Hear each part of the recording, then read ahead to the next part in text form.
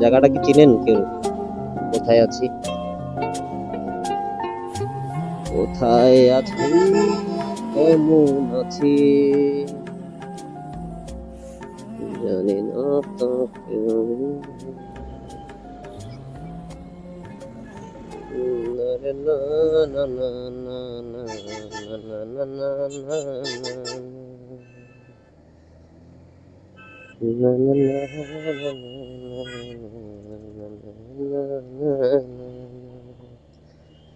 আমরা হচ্ছে এখন মালুমঘাট।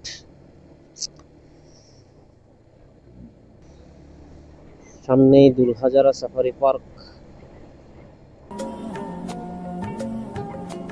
আর কক্সবাজার এখান থেকে হচ্ছে 48 কিলোমিটার। আর বেশি না, সর্বোচ্চ 1 ঘন্টার রাস্তা আর কি। মালুমঘাট ক্রস করে দুলহাজারার আগে হচ্ছে দুলহাজারা সাফারি পার্কটা। কখনো গানের গানের কি গান, কখনো নিউজ, কখনো উপদেশ, কখনো ইনফরমেশন, যাই হোক সব মিলাই হচ্ছে কি আমার video. It's call khichdi video. কোন দিন কি আসে আমি নিজেও জানি না। আপনাদের কি বলবো, আপনারা কি জানবেন, আমি নিজেও জানি না আসলে কোন দিন কোন টপিকে কি আসবে। ও, সূর্যের দেখা অনেকক্ষণ পর। উফ, সৌদিয়া সৌদিকা। দেখুন রাস্তার পুরো অর্ধেকটা জুড়ে চালাইতেছে গাড়ি। আসলে এখন প্রত্যেকটা ড্রাইভারের আসলে ভিউ মাইন্ডে থাকে হচ্ছে কি রাস্তা দেখে এই করা একটা ওভারটেক ছিল, করা করা। বললাম না এই গাড়ির, এই রোডের গাড়ির প্রত্যেকটা ড্রাইভার হচ্ছে কি মানে এক আলাদা এক চাপে থাকে সবাই। মানে কিসের এত তারা, কিসের এত প্রেসার আমি জানি না। চলছে গাড়ি, যাত্রা বাড়ি। কি যেন বলতেছিলাম, টপিকটাই ভুলে গেছি। যাই হোক, কোনো সময় মনে পড়লে বলে গেল। চলে আমার চান্দেহের গাড়ি, যাইব সোনা বন্ধুর বাড়ি। চলে আমার চান্দেহের গাড়ি, যাইব সোনা বন্ধুর বাড়ি।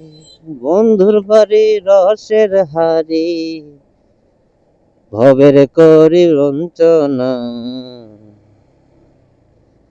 এমন বসন্তে বন্ধু আইলা না, আইলা না। এমন বসন্তে বন্ধু আইলা না।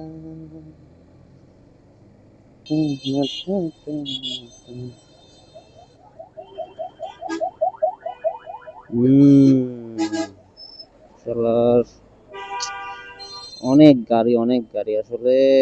এই রোডে গাড়ির কোনো কম নাই। আমি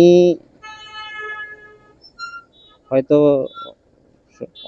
অনেকেই তো দেখবে না, যদিও যতজন দেখে আর কি, তাদেরকে একটা জিনিস আমার যেটা মনে হয় সেটা বলি, সেটা হচ্ছে যে বান্দা, সেটা বাইক হোক বা গাড়ি হোক বা যে কোনো কিছু হোক, যে বান্দা কক্সবাজার চট্টগ্রাম রোডে গাড়ি চালাতে পারবে, সেই বান্দা পৃথিবীর যে কোনো রাস্তায় গাড়ি চালাতে পারবে, এটা আমি মনে করি। আমার মতে টাফেস্ট রোড বাংলাদেশে মানে আমি মনে করি অলরেডি, ইভেন এশিয়াও এরকম টাফেস্ট রোড। এত গাড়ি, এত চাপ, এত প্রেসার প্রত্যেকজনের। এছাড়া এরকম 3 ভেহিকেলস তো আছেই, ছোট ভেহিকেলস, স্লো ভেহিকেলস অনেক। একই রোডের উপর দিয়ে স্বল্প দূরত্বের যান, বেশি দূরত্বের যান, সব একসাথে। এই জন্যই মনে হয় আর কি যে এখানে যে পরিমাণ গাড়ির চাপ, যে পরিমাণ ওভারটেকিং রাশ থাকে, ও কড়া ব্রেক, কড়া ব্রেক। বললাম না কোন সময় ব্রেক আর কোন সময় স্পিডে তুলবে। এই যে দাঁড়ায় আছে, যাত্রী তুলতেছে গাড়িতে, নসিমন, করিমন, কি যে নাম এগুলো, আর পেঁয়াজু টেয়াজু কত কিছু আছে। যাই হোক, অনেক সময় ছোটখাটো যেমন এই যে বাটারফ্লাই ইফেক্টের মতন কাজ করে। এই যে ছোট একটা ভেহিকেল যে দাঁড়ায়, প্যাসেঞ্জার নামাইতেছে, সামনে বাস দাঁড়াইতে হইলো, আমরা সবাই একটা ভালো স্পিডে ছিলাম, সবার থেকে মোটামুটি ব্রেক করতে হয়েছে, ওভারটেকটা করে নিয়ে আগে।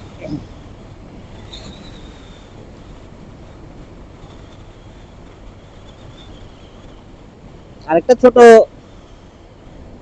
নন ম্যাচিউর টিপস দিই, সেটা হচ্ছে হাইওয়েতে অনেকে বলে না অতি গতি খারাপ, আমি অবশ্যই বলবো অতি গতি খারাপ।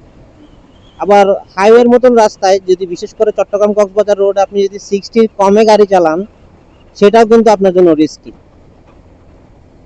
এখানে আপনারও সুযোগ সুবিধা বুঝে হালকা স্পিড করতে হবে, সেটা 50 প্লাস 60 60 70 অ্যারাউন্ড এনাফ।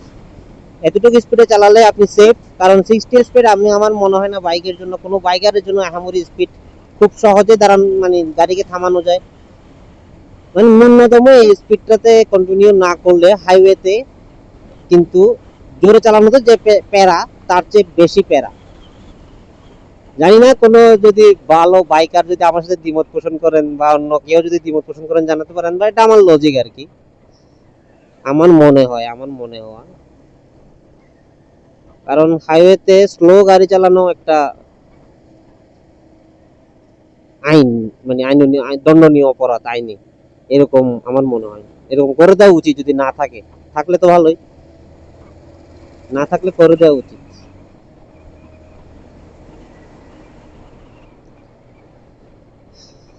যে রে যা রে, অনেকের পছন্দ, অনেক। বৃষ্টিটা এই মনে হচ্ছে আসবে, এই মনে হচ্ছে আসবে, কিন্তু আসে না। সে মনে হয় অন্য কোথাও দিচ্ছে এখন, মানে বৃষ্টি অন্য কোথাও দিচ্ছে হয়তো, তাই এখানে দিচ্ছে না।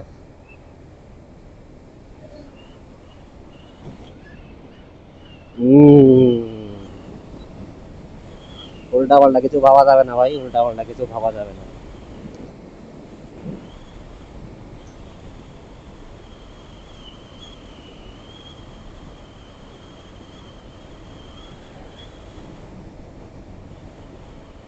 বৃষ্টি হলে কিন্তু একটা প্যারা আছে, কোনো কোনো এক জায়গায় দাঁড়াই, আবার রেইনকোট পরতে হবে।